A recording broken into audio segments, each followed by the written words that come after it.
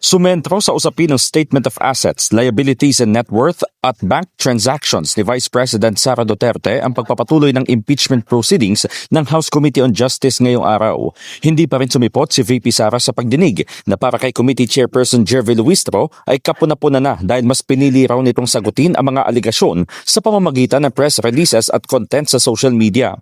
Sa kanyang opening remarks, iginiit ni Luistro na hindi sila makikinig sa mga ingay at titimbangin pa rin ang mga ebidensya na ipinipresenta sa impeachment proceedings at hindi sa labas nito.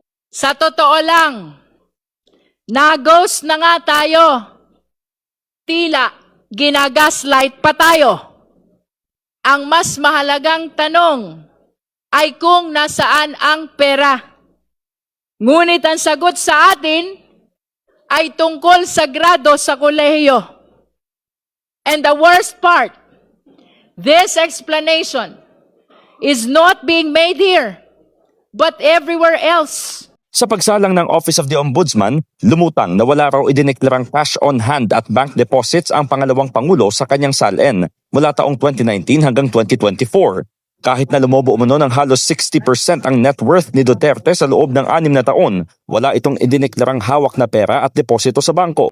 At noong 2019 at 2024, kahit na 5 po, wala po siyang dineklara na cash at saka cash on hand. Tama po ba?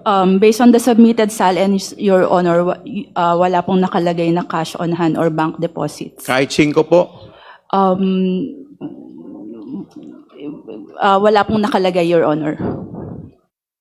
Hindi wow. Nabatid din mula sa Anti-Money Laundering Council o AMLAC na mayroong sinitang suspicious at covered transactions ng mag-asawang Duterte at Attorney Manasseh Carpio na nagkakahalaga ng 6.77 billion pesos mula taong 2006 hanggang 2025. Sabi ni AMLAC Executive Director Attorney Ronel Buenaventura, ang covered transactions ay tumutukoy sa deposito sa bangko na hihigit sa kalahating milyong piso sa loob ng isang araw na otomatikong iniuulat sa kanila. Ang kaduda-dudang transaksyon naman ay tumutukoy umano sa structured, aktibidad na labag sa batas o laundering at malaking pagbabago sa normal profile ng isang kliyente. Financial movements intensified between 2009 and 2013 with consistently high annual totals exceeding 400 million, including notable peaks in 2009, 704.93 million, 2010, 648.58 million, and 2011, 597.15 million. Activity gradually moderated from 2014 onward with annual transaction values generated ranging between 40 million and 85 million.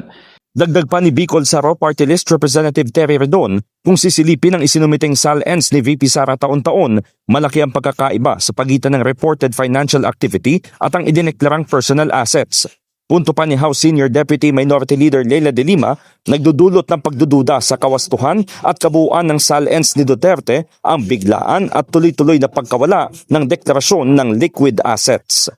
In the heart of changing lives, ako si Brigada Haji Caaminio ng 105.1 Brigada News FM Manila, The Music and News Authority.